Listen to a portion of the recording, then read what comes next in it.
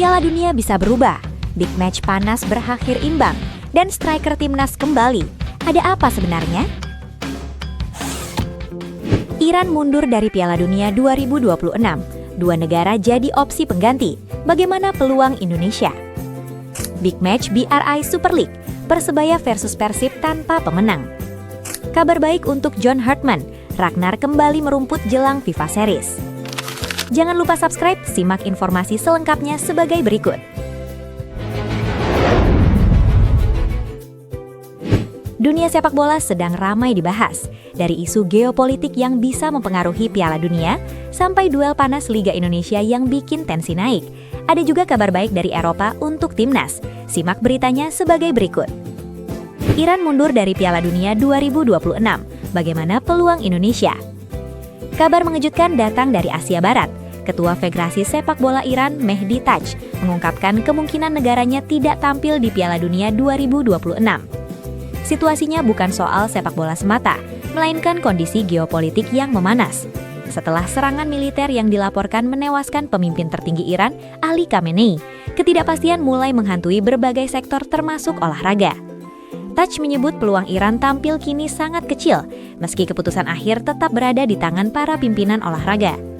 Di saat bersamaan, muncul spekulasi di media sosial. Apakah timnas Indonesia punya peluang menggantikan Iran? Kalau melihat regulasi FIFA, sebenarnya sudah ada mekanisme penggantian peserta. Slot biasanya diberikan kepada tim yang paling dekat dengan jalur kelolosan atau memiliki peringkat tertinggi dari konfederasi yang sama. Dalam konteks Asia, nama yang paling sering disebut adalah Uni Emirat Arab. Tim ini termasuk yang nyaris lolos dan memiliki ranking cukup tinggi. Ada juga skenario lain yang mulai dibicarakan. Irak bisa langsung mengisi slot Iran di grup, sementara UAE mengambil jalur playoff antar konfederasi. Artinya, peluang Indonesia memang ikut disebut, tapi secara realistis masih sangat tipis.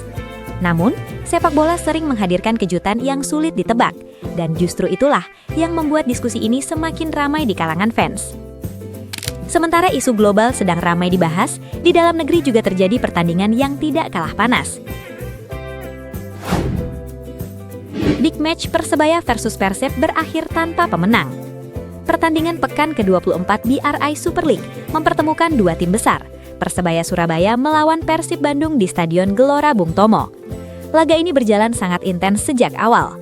Persebaya berhasil unggul lebih dulu lewat penalti Bruno Moreira pada menit ke-43. Namun, Persib menunjukkan mental juara. Di babak kedua, Luciano Guequecha menyamakan skor, lalu Andrew Jang membawa Persib berbalik unggul. Pertandingan terlihat akan dimenangkan Persib, tapi drama terjadi di menit ke-83. Francisco Rivera mencetak gol penyama kedudukan setelah menerima asis Tony Firmansyah. Skor akhir 2-2. Hasil ini membuat Persib masih memimpin klasemen sementara dengan jarak tipis dari Persija Jakarta. Sementara Persebaya masih menjaga peluang untuk masuk zona 4 besar. Persaingan liga musim ini terlihat semakin ketat dan sulit diprediksi. Di tengah panasnya kompetisi liga, ada kabar baik yang cukup melegakan untuk timnas. Ragnar Ortamangon kembali bermain jelang FIFA Series. Pelatih timnas Indonesia, John Hartman, akhirnya mendapat kabar positif dari Eropa.